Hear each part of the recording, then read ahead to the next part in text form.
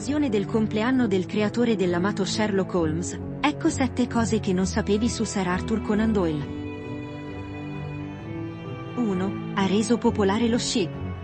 Durante il periodo passato in Svizzera, cominciò a praticare lo sci, uno sport abbastanza sconosciuto nel XIX secolo. Portò l'attenzione su questo sport pubblicando articoli nello stesso giornale in cui pubblicava le storie di Sherlock Holmes. 2. Ebbe uno scontro pubblico con G. Bernard Shaw riguardo al Titanic. Ad un mese dal disastro del Titanic, Shaw scrisse un articolo nel quale criticava la stampa per aver raccontato oltraggiose bugie romantiche riguardo l'eroicità di coloro che erano sulla nave. Shaw sosteneva che non erano stati esaminati tutti i fatti in maniera oggettiva, ed indicava come esempio il fatto che nessuno si stesse domandando perché il capitano stesse navigando a tutta velocità in un'area che si sapeva essere piena di iceberg. Doyle gli rispose: è uno spettacolo pietoso vedere un uomo di indubbio genio usare i suoi doni per travisare e denigrare la sua stessa gente. 3. Jurassic Park. La prima idea fu sua. Doyle è certamente famoso per le avventure di Sherlock Holmes, ma in realtà ha scritto anche libri di altro genere, specialmente di narrazione storica. Uno dei libri più particolari che scrisse fu Il mondo perduto. Essi è lo stesso titolo del libro di Michael Crichton, dal quale fu tratta la saga cinematografica di Jurassic Park. La trama del libro di Doyle è la seguente. Un giornalista, Edward Malone, deve intervistare il professore George Challenger, un noto zoologo e scienziato. Challenger aveva guidato una spedizione su un altopiano del Sud America dove aveva trovato resti di animali preistorici. Scoprì che in realtà quella terra era ancora abitata dai dinosauri. Tornato a Londra, nessuno gli aveva creduto perché il pterodattilo che aveva catturato era fuggito e le foto si erano rovinate.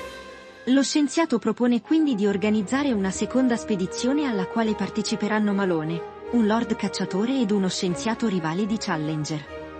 Durante il viaggio, i 4 rimangono bloccati sull'altopiano dove trovano ancora in vita un tirannosauro ed un iguanodonte. Dopo alcune peripezie riescono a catturare uno pterodattilo e portalo in una cassa a Londra, dove questo fugge, davanti agli occhi di tutti. Alla fine Challenger riabilita il suo nome e con i soldi ricavati dai diamanti trovati dal lord cacciatore apre un museo privato. Lo scienziato rivale si ritira dall'insegnamento ed il lord e Malone organizzano una nuova spedizione. 4. Fu un avventuriero. Nei primi anni della sua vita, durante i suoi studi da chirurgo, si imbarcò come medico su una baleniera diretta nel circolo polare artico. A 21 anni si imbarcò, come ufficiale medico, su un battello a vapore in Africa. 5. La frase di James Bond, licenza di uccidere, deriva da Doyle che fu il primo a pronunciarla. Dopo aver ricevuto la laurea in medicina con master in chirurgia, inviò alla madre un disegno di se stesso con in mano il diploma e con sottoscritto, licenza di uccidere. 6. Partecipò a gare d'auto, vincendole con il suo team. Amante del rischio, Sir Doyle decise, ad un certo punto, di diventare un pilota e fu uno dei primi in Inghilterra.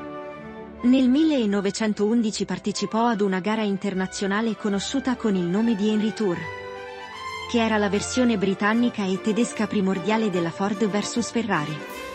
Il tema di Doyle, del quale faceva parte anche la sua seconda moglie, vinse la gara. 7. Jack lo squartatore. Nel 1888, Sir Doyle venne chiamato varie volte da Scotland Yard affinché aiutasse nell'identificare l'assassino conosciuto come Jack lo squartatore.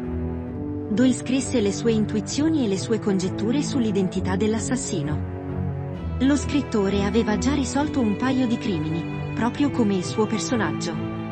Alcuni sostengono che Doyle ed il suo mentore riuscirono effettivamente a svelare l'identità di Jack. I due scrissero una lettera a Scotland Yard con il risultato delle loro indagini e da quel momento gli omicidi svanirono. Non c'è traccia di questa lettera e per questo alcuni pensano che ci sia stato un insabbiamento, una volta scoperto il nome del temuto assassino. Una teoria vuole, invece, che dietro Jack lo Squartatore si celasse proprio Arthur Conan Doyle.